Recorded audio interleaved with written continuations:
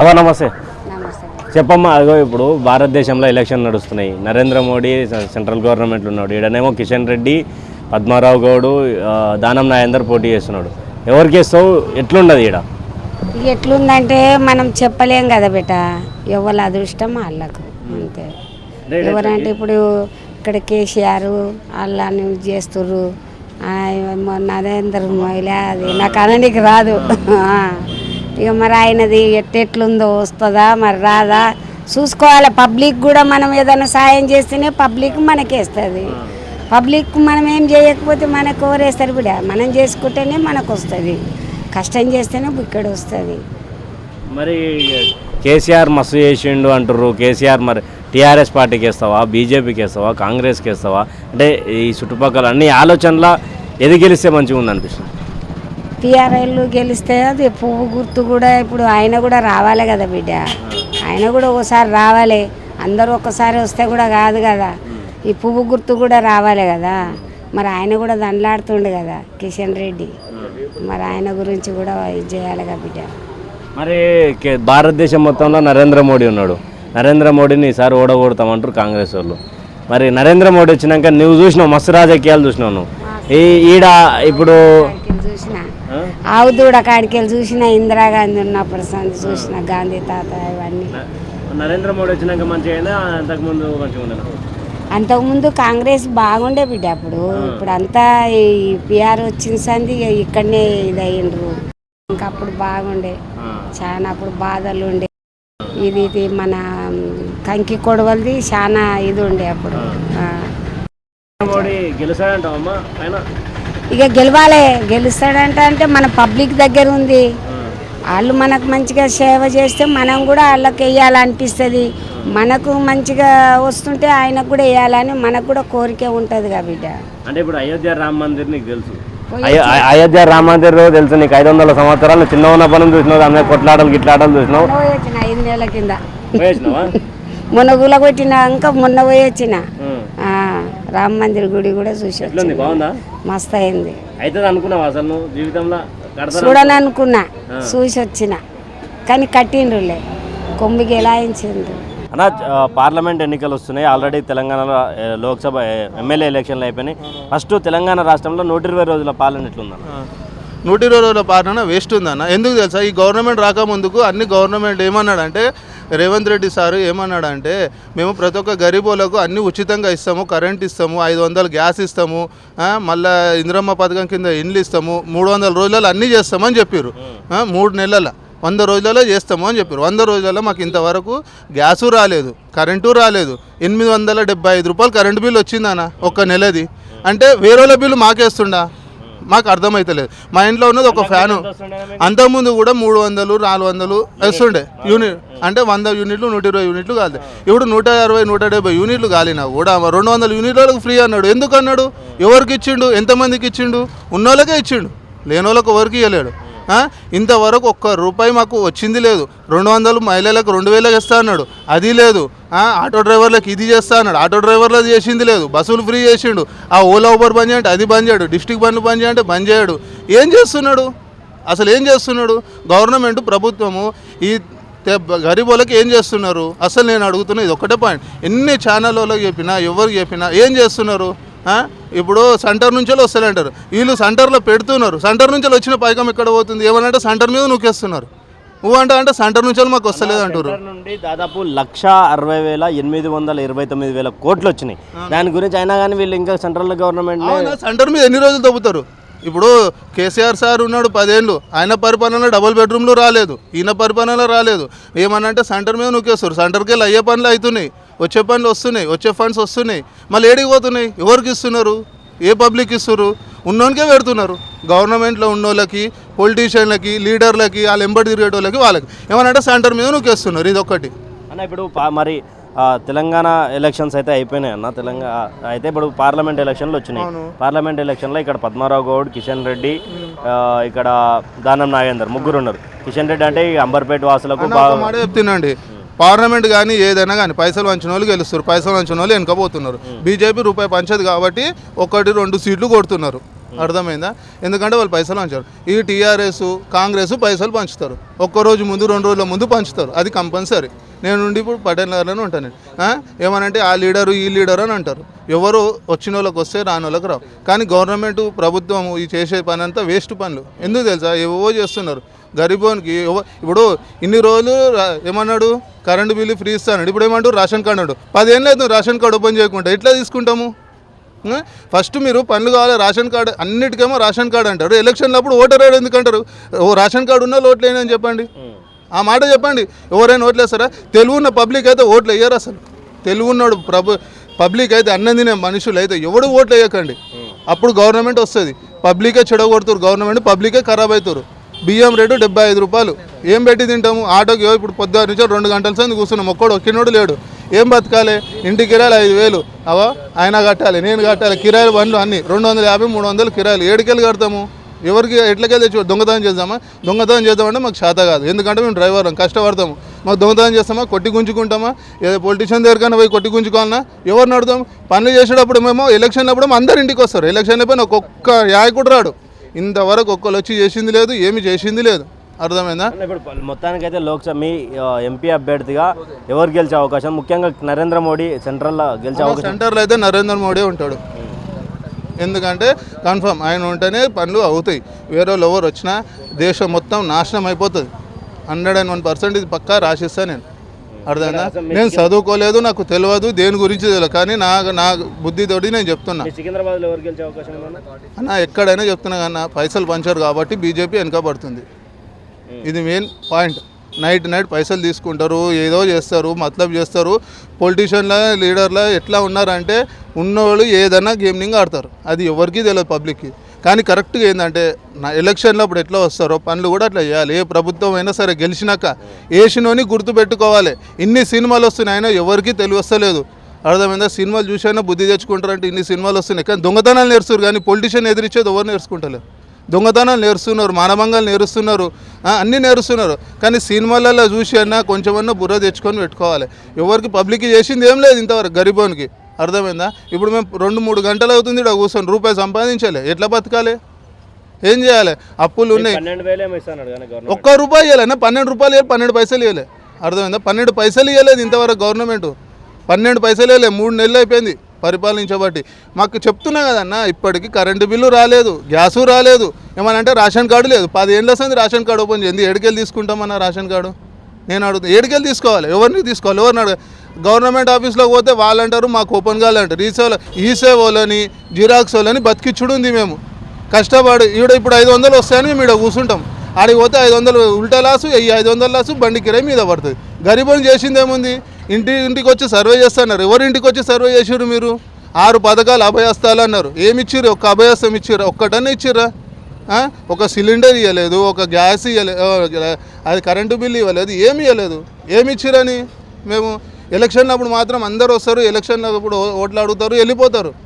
ఏదైనా ఇస్తున్నారా? ఎవరైనా గరీబానికి వచ్చి నీకు ఇది వచ్చిందా అని అడిగే నాయకుడు ఉన్నాడా ఇంతవరకు?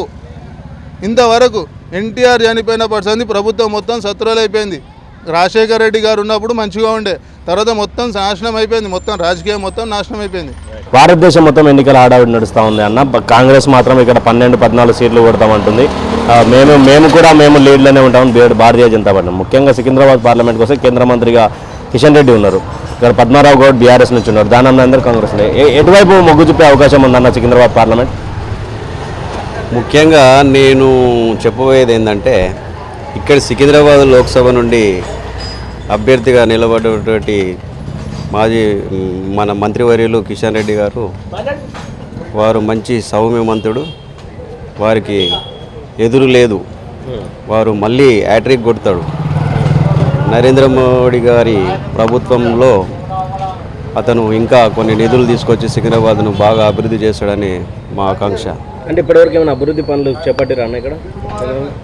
ఆల్మోస్ట్ నరేంద్ర గారు ఉన్నప్పుడు అయినాయి. మళ్ళీ కూడా కిషన్ రెడ్డి గారు తను సాయశక్తుల కృషి చేసి సికింద్రాబాద్ను ఒక గాడిలో బట్టి మంచి అభివృద్ధి పదంలో నడిపిస్తుందని మేము ఆశిస్తున్నాం. అంటే ఇప్పుడు నరేంద్ర మోడీ మరోసారి రాడు, గెలవనీయము కాంగ్రెస్ అంటుంది. సెంట్రల్లో సాధ్యమవుతుందో నరేంద్ర మోడీని గెలవనీయకుండా చేయడం? ఈసారి ఎన్డీఏ కూటమికి బహుశా పోయినసారి అంత మెజార్టీ రాకపోవచ్చు. మిత్రపక్షాలు వాళ్ళ కూటమి కాస్త ఐక్యంగా ఉండి వాళ్ళు ఇంకా కొన్ని సీట్లు ఎక్కువ రావచ్చు వారికి. కాకుంటే గవర్నమెంట్ బీజేపీ ఫామ్ చేస్తాను అనుకుంటున్నాను. Thank you uncle. నమస్కారం. లోక్సభ ఎన్నికలు నడుస్తూ ఉన్నాయి. ఇప్పుడు భారతదేశం మొత్తం రాజకీయాల వేడి నడుస్తూ ఉన్నది. అయితే ఇక్కడనేమో మేము 12 సీట్లు కొడదాం, మేము డబుల్ డిజిట్ కొడదామని కాంగ్రెస్, బీజేపీ, బీఆర్ఎస్ మొత్తం మాట్లాడుతారు. కానీ ముఖ్యంగా ఈ సికింద్రాబాద్ పార్లమెంట్లో కేంద్ర మంత్రి కిషన్ రెడ్డి, పద్మారావు గౌడ్, ఇక్కడనేమో దానం నాగేంద్రరావు. ఈ సికింద్రాబాద్ ప్రజలు ఎక్కడ సైడు మొగ్గు చూపే అవకాశం ఉంది? ఎవరు గెలిచే అవకాశం ఉంటుంది? ఎట్లా ఉందంటే ఆల్రెడీ దానం నాగేందరు ఎమ్మెల్యే ఉండి మళ్ళీ ఎంపీ కొట్లాడతారు. అది ఎవరికి లుక్సాను? మనకే లుక్సాన్. మళ్ళీ బై ఎలక్షన్లు అయితే ఆ లుక్సాన్ పోతుంది మనది. వాళ్ళు ఏం తాత ఏం పోతుంది, వాళ్ళు గెలుస్తారు మళ్ళీ ఎలక్షన్ పెడతారు. అదే మనమేది. పద్మనాభం ఆల్రెడీ ఎమ్మెల్యే, ఆయన గెలిచి ఏం చేయలేడు. మళ్ళీ గెలిచినా కానీ మళ్ళీ ఎలక్షన్లే తప్పదు కదా. అదంతా పబ్లిక్ మీదే కదా భారం పడేది. ఆల్రెడీ గెలిచేది లేదు, పీకేలేదు వాళ్ళు. ఒకటి ఏంటంటే ఇప్పుడు బీఆర్ఎస్ పోయి ఆడు ఏం చేసేది, సెంట్రల్ ఏది ఉంటే అది రావాల్సిందే. ఆయన దానం నాగేంద్ర అయినా ఈయన పోయి ఏం చేసేది లేదు. ఇంకా ఎమ్మెల్యేనా ఉంటే ఇక్కడ ఏమైనా పనులు చేస్తారు. సెంట్రల్లో మాత్రం ఏం పని అయ్యేది ఏం లేదు. ఏ పార్టీ ఉంటే ఆ పార్టీ ఉంటే పని అవుతుంది ఇక్కడ. మాకు మాత్రం ఇప్పుడు మటుకైతే కిషన్ రెడ్డికి 99% బెనిఫిట్ ఉంది.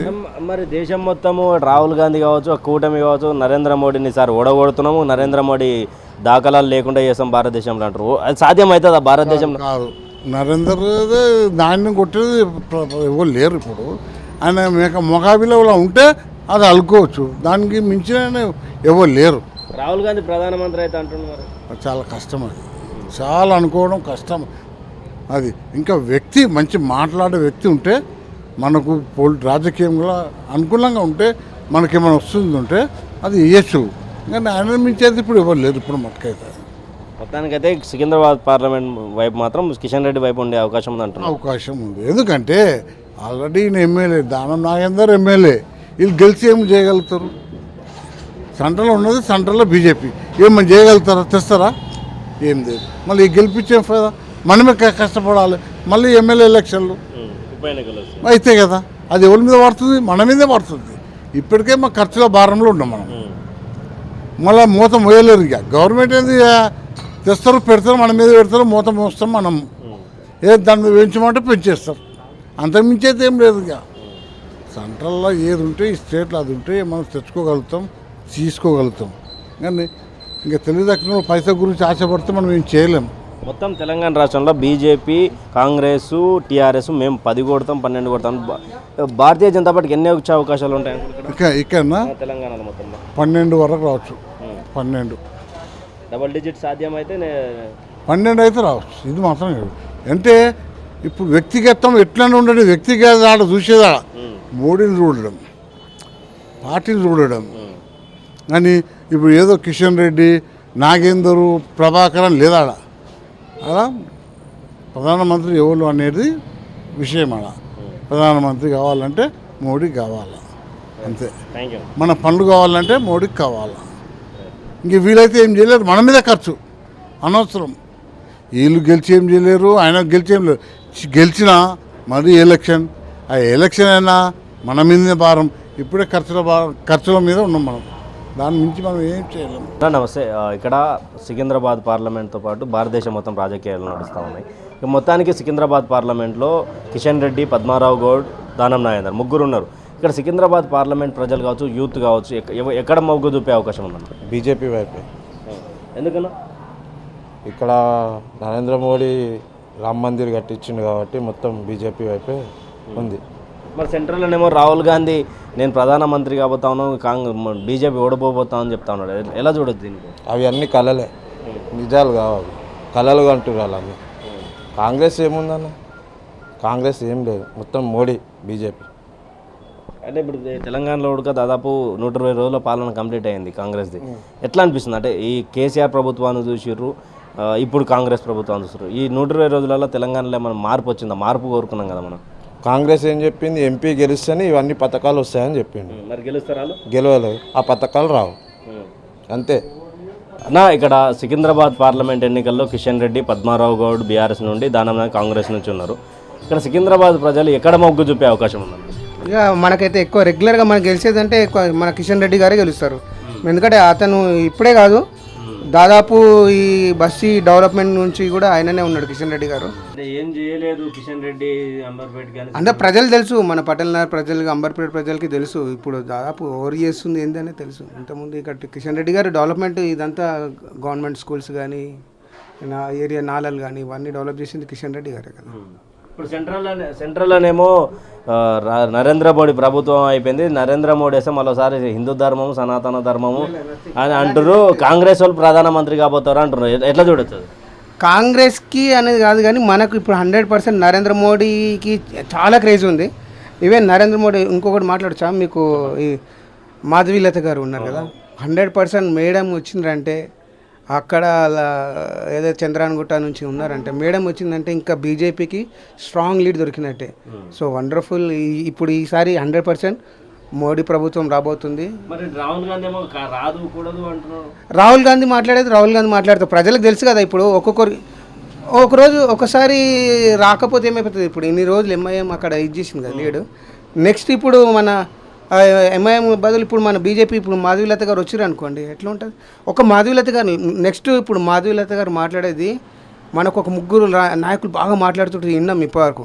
నాకు బాగా నచ్చిన నాయకులల్లా ఇప్పుడు ఒకటి వైఎస్ రాజశేఖర రెడ్డి గారు ఉండే, దాని తర్వాత కేసీఆర్ గారు. ఇప్పుడు బాగా నేను మొన్న రీసెంట్లీ మాధవీలత గారి మాటలు విన్నాను, వండర్ఫుల్.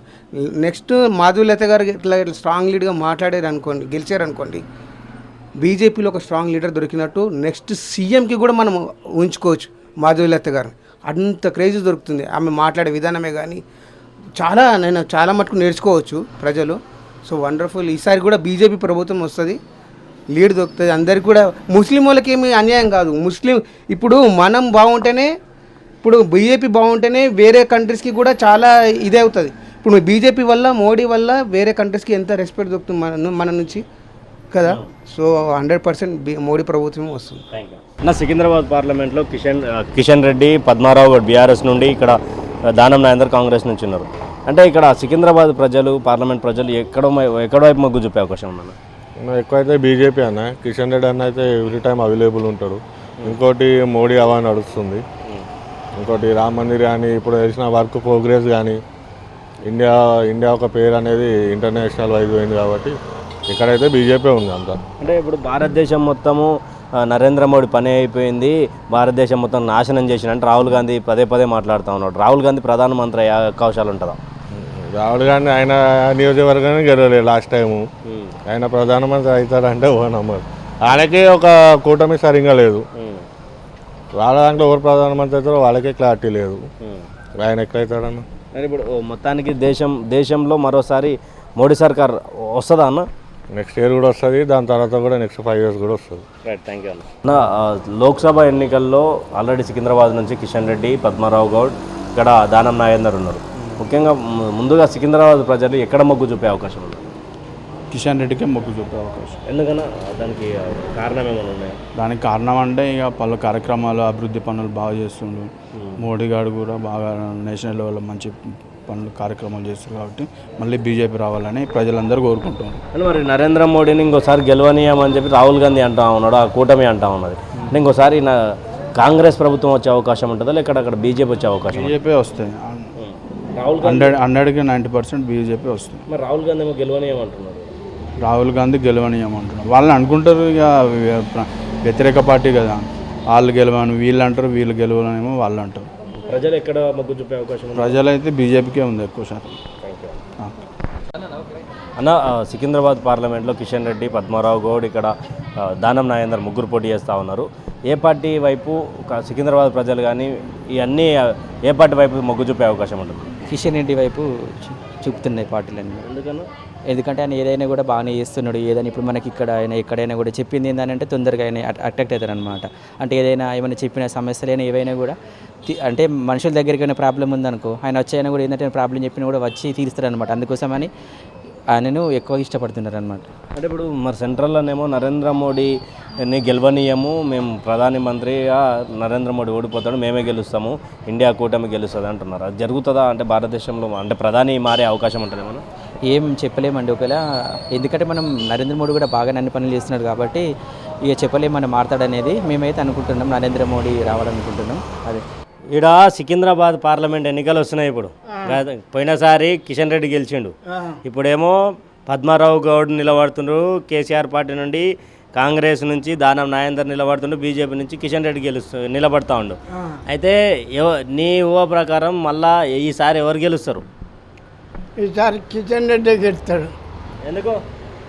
ఎందుకంటే ఇప్పుడు బీఆర్ఎస్ ఉంది కదా, వాళ్ళు ఏం పని అయ్యింది, అలా పని అయిపోయింది. ఇప్పుడు ఇక అది కాంగ్రెస్ ఉంది, ఆవిడ బీజేపీ ఉంది, సెంటర్లో బీజేపీ ఉంది, ఇక్కడ తెలంగాణ కాంగ్రెస్ ఉంది. కాబట్టి సెంటర్లో బీజేపీ కిషన్ రెడ్డి వస్తాడు, మోడీకి గెలుస్తాడు. మరి కిషన్ రెడ్డి ఏం పనులు చేయలేదు, ఎమ్మెల్యేగా చేసిండు, ఎంపీగా చేసిండు, ఏం పనులు చేయలేదు అంబర్పేటకి అదని అంటారు. మరి అంటారు కొంతమందికి, ఆయనకు సాయం చేయని వాళ్ళు అంటారట, సాయం చేసిన వాళ్ళు అట్ట అంటారు. ఇప్పుడు 30 ఏళ్ళ సంది చేసిండు. మరి దేశంలోనేమో నరేంద్ర మోడీ ఓడిపోతుండే ఈసారి అని రాహుల్ గాంధీ అంటాడు. నిజానికి నరేంద్ర మోడీ ఈసారి మరోసారి ప్రధానమంత్రి అవుతాడా? అవుతాడు కాదని అంటుండు మరి రాహుల్ గాంధీ. కాదు, అది కాంగ్రెస్ వచ్చింది, ఏం పని చేస్తుంటారు కాంగ్రెస్ వాళ్ళు, అంత అబద్ధాల కూరలు, చెప్పిన పని ఏం చేయాలి. నాకు 2 కొడుకులు పని లేక ఒట్టిగా ఉన్నారు, విన్నావా? కాంగ్రెస్ వాళ్ళు గ్యాస్ అన్నారు, అది 2 మాటలు తీసుకున్నా వాళ్ళు పచ్చలు బ్యాంకులు ఇస్తున్నారు, వెయ్యాలి. అట్నే పోతే ఇంకోటి కరెంట్ బిల్లు 200 యూనిట్ తక్కువ ఇస్తారా మీకు ఫ్రీ? ఏడిస్తున్నారు, నాకు ఒకటి ఇస్తుండ్రు, 2 కొడుకులకు లేదు. ఇక ఆడవాళ్ళకు 4,000 ఇస్తున్నారు, అది ఇవ్వాలి. వికలాంగులకు 6,000 ఇస్తున్నారు, ఇవ్వాలి. నీకు వస్తలేవా 6,016? ఇప్పుడు 6,016 వస్తలేవు. ఏమొస్తున్నాయి? ఎంత వస్తున్నాయి? 4,000 వస్తున్నాయి. కేసీఆర్ ఇచ్చిందే వస్తున్నాయి. ఇప్పుడు ఈ కాంగ్రెస్ వాళ్ళు ఏది ఇచ్చేది అవునమ్మకం దండగా. ఎందుకంటే మోడీ గారు ఇండియాకు బాగా పెద్ద ప్రేమస్థ అయిపోయాడు కాబట్టి మంచి పెద్ద పనులు చేస్తాడు. ఇక్కడ పని చేయకున్నా కానీ అక్కడ సెంటర్లో మంచిగా పని చేస్తాడు. అంటే ఇప్పుడు నువ్వు నీ వయసుతో పాటు ఇందిరమ్మ రాజ్యము, రాజీవ్ గాంధీ రాజ్యం ఇవన్నీ చూసినావు. మరి ఈ తెలంగాణలో ఇందిరమ్మ రాజ్యం తీసుకొస్తాంటారు. అప్పుడు ఇందిరమ్మ రాజ్యం ఎట్లుంటుండే? ఇందిరమ్మ రాజ్యం అట్టే ఉంటుంది. ఇందిరమ్మ రాజ్యం ఇది మంచిగా వచ్చేట చూడగా. ఇందిరమ్మ రాజ్యం ఉన్నప్పుడు మంచిగానే ఉండే, ఆమె మంచిగానే చేసింది. కానీ ఇక్కడ ఉన్న మన తెలంగాణ మంత్రులు మంచిగా చేయలే. ఇక్కడ జానారెడ్డి, ముత్తం రెడ్డి, ఉత్తమ్ కుమార్ రెడ్డి, ఈ హనుమంతరామయ్య ఇస్తారు, వీళ్ళందరూ తిన్నారు, ఏం సాయం చేయలేదు కాంగ్రెస్ వాళ్ళు. ఎందుకంటే ఈ మంత్రులు ఇక్కడ వాళ్ళని చూసి ఓటేసేది కానీ వాళ్ళు ఏం పని చేస్తున్నారు. అక్కడ రాహుల్ గాంధీ మంచోడు, అక్కడ సోనియా మంచిదే, ఇంద్రమ్మ మంచిదే, అందరూ మంచిది. వాళ్ళు ప్రజలకి ఏమని వాళ్ళు ఇస్తే ఇక్కడ వీళ్ళు ఇయ్యలే, ఇక్కడ వాళ్ళు ఇయ్యలే. అందు గురించే కాంగ్రెస్ అసలు ఇక్కడ ఉంది కాబట్టి సెంటర్లో మొత్తం బీజేపీ వస్తుంది. మరి నరేంద్ర మోడీ 10 సంవత్సరాలు పరిపాలిస్తుండే తాత, మరి 10 సంవత్సరాలు ఎట్లా అనిపించింది నీకు? నీ వయసు తగ్గట్టు ఈ చూసారు 10 సంవత్సరాలు మంచిగా ఉంది అనిపించిందా? ఎట్లా అనిపించింది? నరేంద్ర మోడీ నరేంద్ర మంచిగా చేసిండు. మొత్తానికి ఇప్పుడు సికింద్రాబాద్లో ఏ పార్టీకి వెళ్ళబోతుంది? సికింద్రాబాద్ చేస్తారు. ఏది గెలుస్తుంది సికింద్రాబాద్లో? బీజేపీ గెలుస్తుందా? నీ ఓటు ఎవరికి వేస్తావు? ఇప్పుడైతే బీజేపీకి వేస్తా. ఏంది ఈ సికింద్రాబాద్లో కిషన్ రెడ్డి, పద్మారావు గౌడ్, దానం నాగేందర్, బీజేపీ, కాంగ్రెస్, బీఆర్ఎస్ 3 పోటీ చేస్తున్నాయి. ఎవరు గెలిచే అవకాశం ఉంటుందమ్మా ఇక్కడ? కిషన్ రెడ్డి గెలుస్తాడు. కిషన్ రెడ్డి మా ఇంటి బిడ్డ లెక్కనే ఉన్నాడు. అంటే ఇప్పుడు మరి ఏం పనులు చేయలేదు కిషన్ రెడ్డి అంబర్పేట కాదు అంటారు. ఎందుకు చేయలేదు? చేసిన వాళ్ళు చేసిండు, చేయని వాళ్ళు గట్లే అంటారు. ఇప్పుడు మరి మంత్రి అయిన తర్వాత ఈ అంబర్పేటకు కానీ ఏరియాలకు కానీ వస్తాడు ఆయన? వస్తాడు, తప్పకుండా వస్తాడు. మరి దేశంలోనే నరేంద్ర మోడీకి ఓడిపోతాడు అంటారు, గెలుస్తాడు ఓడిపోతాడు నరేంద్ర మోడీ? గెలుస్తాడు. ఎందుకు గెలవాడు? ఎట్లా అంటే ఇప్పుడు అయోధ్య రామ మందిరం మీరు చిన్నప్పటి నుంచి చూసిరు, కొట్లాటలు చూసిరు, అన్న చూసిరు, కడతారని అనుకున్నారా అసలు ఎప్పుడన్నా? అనుకోలే, అది ఎప్పుడు అనుకోలేదు. కట్టిండు, మంచిగానే ఉన్నది. ఆయననే వస్తాడు సెంటర్లో, బాగానే ఉన్నది. అమ్మ, సికింద్రాబాద్లో ఎలక్షన్ జరుగుతూ ఉన్నాయి. ఇక్కడ కిషన్ రెడ్డి, పద్మారావు గౌడ్, దానం నాగేందర్ 3 పార్టీలు అయితే త్రిముఖంగా కొట్లాడుతూ ఉన్నారు. ఎవరు గెలిచే అవకాశం ఉంటుందమ్మా? సికింద్రాబాద్ ప్రజలు ఎక్కడ మొగ్గు చూపే అవకాశం? ఈసారి అయితే బీజేపీ అనుకుంటున్నాను. సెంట్రల్లో కూడా నరేంద్ర మోడీ మరోసారి గెలవనీయమో అని కాంగ్రెస్ శపథం చేస్తా ఉన్నారు. అట్లా ఏం లేదండి, బీజేపీ. కిషన్ రెడ్డి అయితే మాకు బాగా చేస్తాడు. మా సైడ్ వచ్చినా కానీ ప్రతి ఒక్కరిని కలుస్తారు, మాట్లాడతారు, ఏదున్నా కానీ సాల్వ్ చేస్తారు. అంటే ప్రాబ్లమ్స్ అసలు కిషన్ రెడ్డి మంత్రి అయిన తర్వాత ఇప్పటివరకు అయితే ఇక్కడ ఈ ఏరియాలలో కనిపించాడు అసలు? అట్లా ఏం లేదండి, వస్తాడు. మా ఇంటికి వచ్చిన ప్రతిసారి వచ్చి ఇంట్లోకి వచ్చి కూడా మాట్లాడి వెళ్తారు. అంటే పనులు ఏమైనా చేసి పెడతాడమ్మా? చేస్తాడండి, ఏదైనా ప్రాబ్లం ఉన్నా కానీ కాల్ చేస్తాం మేము, అట్లా ఏం లేదు, చేస్తాడండి, బాగా చేసుకుంటాం. Thank you. సికింద్రాబాద్ పార్లమెంట్ మరి అదేవిధంగా దేశ రాజకీయాలు అన్నిటి కూడా మీరు చూస్తూ ఉన్నారు. గతంలో ఇక్కడ ఎంపీ గెలిచినటువంటి కేంద్ర మంత్రి కిషన్ రెడ్డి కేంద్ర మంత్రి అయినటువంటి పరిస్థితి. ఇక్కడ బీఆర్ఎస్ నుంచి సికింద్రాబాద్ అసెంబ్లీ నుంచి గెలిచిన పద్మారావు గౌడ్ ఎమ్మెల్యేగా ఉన్నారు, ఇప్పుడు ఎంపీగా పోటీ చేస్తూ ఉన్నారు.